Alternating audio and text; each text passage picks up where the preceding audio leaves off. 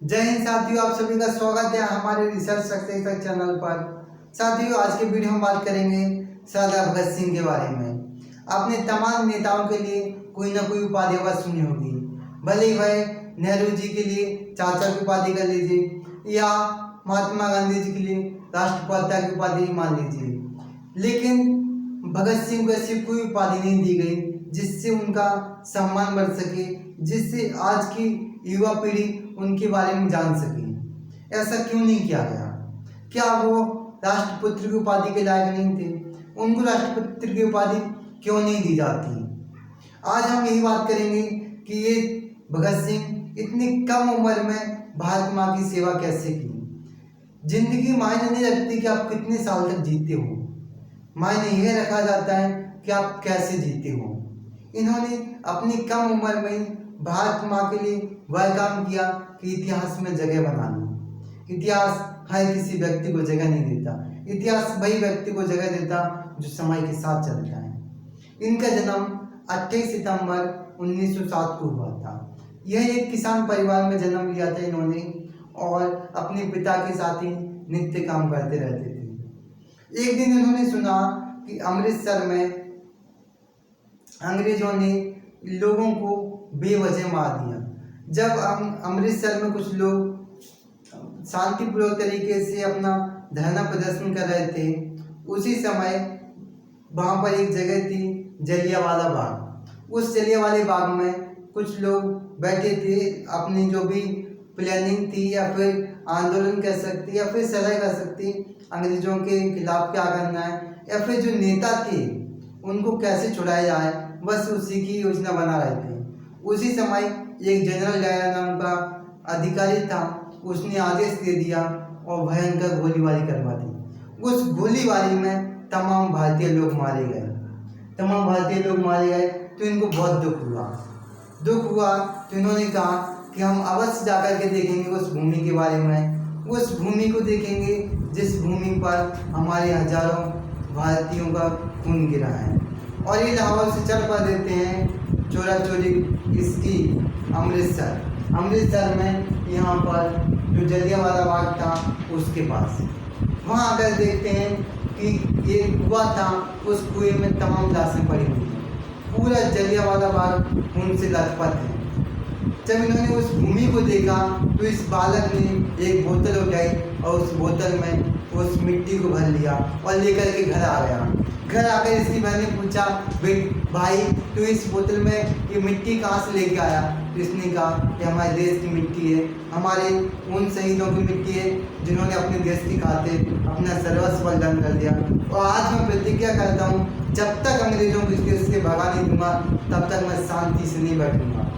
फिर जब ये अपने पिता को खेती में काम करते देखा, इन्होंने देखा कि इनके पिता जमीन में एक आम की गुठली बो रहे हैं।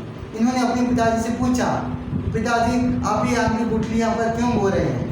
तो इनके पिता ने जवाब दिया, बेटा आज मैं यहाँ पर आम की गुठली बो रहा हूँ, कुछ समय बाद यहाँ पर आम का पेड़ उगेगा और उस आम के पेड़ में तमाम सारे आम लगेंगे। इन्होंने ठान लिया हम भी बंदूक बोएंगे और बंदूक का एक पेड़ निकलेगा और उस पेड़ से बहुत सारी बंदूकें निकलेंगी और उस बंदूकों से मैं अंग्रेजों को मार बनाऊंगा।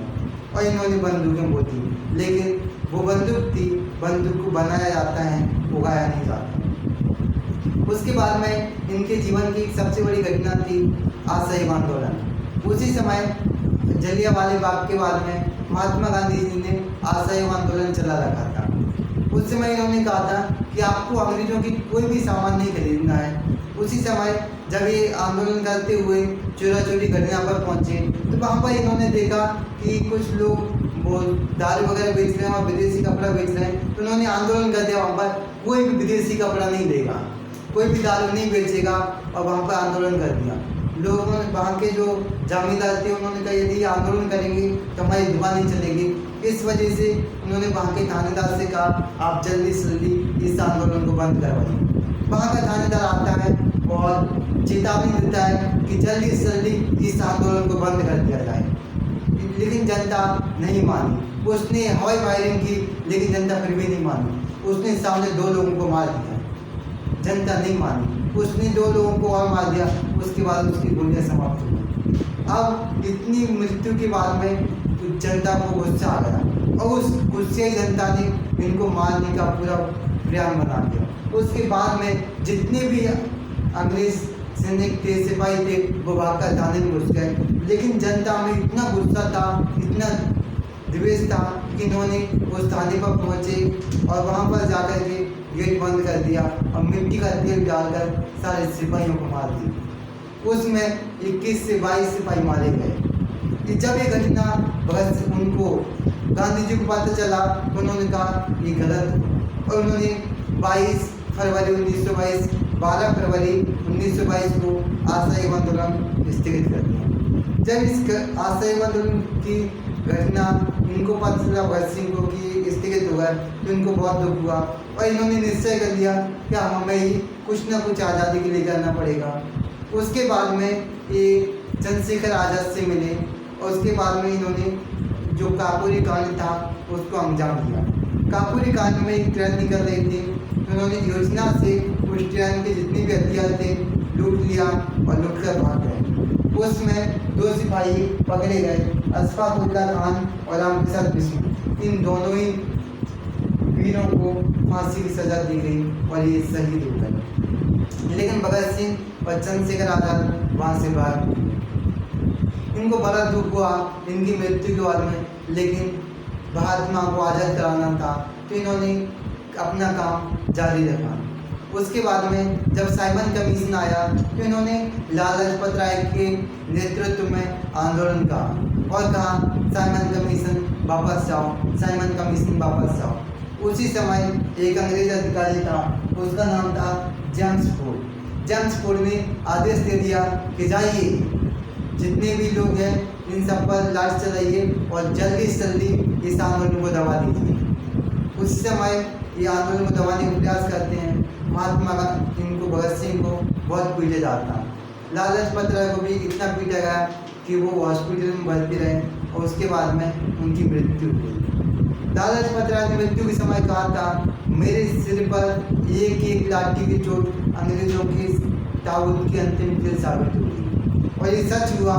जब ये इनकी मृत्यु हो गई तो उसके बाद में क्रांतिकारी घटनाएं और ज़्यादा उग्र हो गई और अंग्रेजों की अब यहाँ से उल्टी गिनती शुरू हो गई।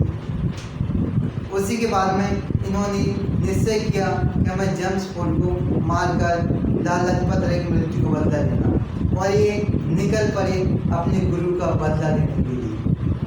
लेकिन दुर्भाग्य था सैंडर्स का कि वो बीच में आ गया।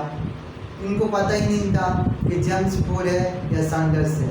इन्होंने सैंडर्स को एक ही गोली करके मार दिया और चंद्रशेखर आज़ाद और भगत सिंह वहाँ से निकल गए और दीवारों पर पर्चे चिपका दिए कि आज मैंने लाला लाजपत राय की मृत्यु को बदला ले लिया।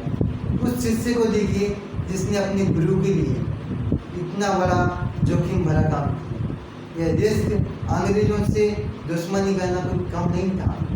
एक उस अंग्रेज अधिकारी को मारा जिसकी उस समय बहुत चर्चा थी, बहुत पावरमंद था। अब पुलिस सभी तरह इनको ढूंढने के लिए निकल पड़ी। फिर ये छुपते छुपाते वहाँ से कोलकाता पहुँचे। उसके बाद में इन्होंने योजना बनाई कि हम इसे कब तक घूमते रहेंगे। अंग्रेज हमारी बात को सुन ही नहीं रहे। किसान मरे जा रहे हैं, ये सुन नहीं रहे उनकी बात। बीमारी से लोग इतने परेशान हैं कि उसकी तरफ ये ध्यान ही नहीं दे रहे। तो उसके बाद में इन्होंने एक योजना बनाई, क्यों ना हम इनकी असेंबली है वहाँ पर जाके बम गिराएं और इनको आवाज़ पहुँचाएं। तो उन्होंने बम बनाए और असेंबली पर पहुँच गए। देखिए उस छोटे से बालक की हिम्मत, जिसकी उम्र कोई ज़्यादा नहीं थी, 24 से 25 रही होगी, वो वहाँ पर जाकर पहुँच गए और कहा और बम गिरा दिए। बम गिरा दिए। उसके बाद में वो बम असली बम नहीं थे, वो सिर्फ धुआं वाले थे। अब समझ में नहीं आता कि धुएं वाले लेकर क्यों गए थे। आप कमेंट बॉक्स में बताइए कि आप सिर्फ आवाज़ वाले लेके जाते या असली बम लेके जाते। मेरा तो विचार है कि इनको असली बम लेके जाना था। जब इनको पता तो था ही कि हम गिरफ्तार हो जाएंगे तो क्यों नहीं ये असली लेके चले गए।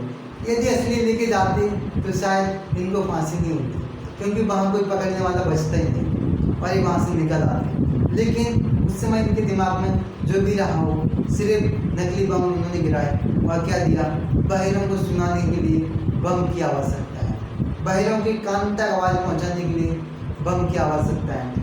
और वहीं पर कुछ सैनिक खड़े थे, उन्होंने पकड़ लिया। उसके बाद मुकदमा भी चलाया गया। तो उसके बाद इनको फांसी की सज़ा दी गई 24 मार्च 1931 की। उसके बाद वे जेल में पहुंच गए। जेल की इनकी ज़िंदगी के अद्भुत किस्से। जब ये जेल में थे तो इन्होंने आमरण अनशन कर दिया कि हम कुछ नहीं खाएंगे, क्योंकि उस समय वहाँ पर इनको वो सुविधा नहीं दी जाती थी जो जेल में मिलनी चाहिए, ना तो अच्छा खाना। एक छोटे से कमरे में रहने के लिए 10-10 लोग थे, लाइट की व्यवस्था थी नहीं। उन्होंने कहा हम खाना नहीं खाएंगे जब तक हमारी बात को नहीं सुन लिया जाएगा। उसी समय आमरण अनशन में ही ये यतीन्द्र शहीद हो गए। ये भूख को सहन नहीं कर पाए, लेकिन भगत सिंह अपना पूरी हिम्मत जुटाए थे। इन्होंने क्या रखा था कि जो भी व्यक्ति हमसे मिलने के लिए आएगा वो किसी न किसी क्रांतिकारी की पुस्तक अवश्य लेकर के आएगा। जब ये बात पूरे देश में पता चली कि इनको 24 मार्च को फांसी होने वाली है, तो कहीं ना कहीं इन्होंने योजना बनाई गाँव वालों ने कि हम उनको निकालने का कुछ प्रयास करेंगे। ये योजना अंग्रेजों तक लग गई कि ये इनको निकाल के लेके जाने वाले हैं। तो इन्होंने सोचा कहीं जेल में आग ना लगा दें, तो इन्होंने योजना बनाई कि 24 मार्च को नहीं, हम 23 मार्च की रात को ही भगत सिंह को फांसी दे देंगे। और सैनिक से कहा कि जाइए भगत सिंह को लेकर आइए। जब सैनिक भगत सिंह को लेने के लिए पहुंचा तो वो शेर की तरह वहीं पर घूम रहे थे। उस व्यक्ति को देखिए, कल उसकी मृत्यु होने वाली है, बिना किसी चिंता के भारत माँ की सेवा का वो जुनून था उनके मन में, उनकी लाल लेते भारत माँ की, और वो ऐसी शेर की तरह घूम रहे थे। जब ये सिपाही पहुंचा, पूछा कि आप क्या कर रहे हो, तो उन्होंने कहा अभी एक क्रांतिकारी दूसरे क्रांतिकारी से बात कर रहे हैं। इनके अंदर पढ़ने का इतना जुनून था कि बचपन में इन्होंने बहुत सारी किताबें पढ़ी थी। उस समय भी देखिए जेल में इनको सब लोग चिंता में व्यतीत होते हैं कि कल मुझे मृत्यु आने वाली है, लेकिन इनको देखिए कि वहाँ पर भी एक बिना किसी चिंता के किताबों में पढ़ने मग्न, जैसे कि इन्होंने कई वर्षों तक जिंदगी जी। बस उसके बाद में वो सैनिक इनको लेके आता है। जब ये जेल में खबर लगती है तो पूरे जेलर इंकलाब जिंदाबाद, इंकलाब जिंदाबाद, इंकलाब जिंदाबाद करके पूरी जेल गूंज उठती है।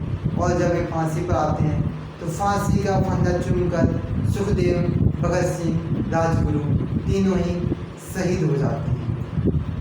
इस व्यक्ति को देखिए, इसने अपना पूरा जीवन, परिवार छोड़ा, सब छोड़ा, सिर्फ भारत माँ के लिए बिता दिया। और आज हमें इनको ये कोई उपाधि नहीं दे पाए। क्या आप चाहते हो कि इनको कोई उपाधि मिलनी चाहिए? क्या आप चाहते हैं कि इनको राष्ट्रपुत्र की उपाधि मिलनी चाहिए? क्या इन्होंने वो काम नहीं किया जो राष्ट्रपुत्र की उपाधि पाने के लिए किया जाना चाहिए? यदि आप चाहते हैं कि इनको मिलनी चाहिए तो आप कमेंट बॉक्स में अवश्य लिख के बताएं कि हम इस बात का समर्थन करते हैं कि इनको राष्ट्रपति की उपाधि मिलनी चाहिए।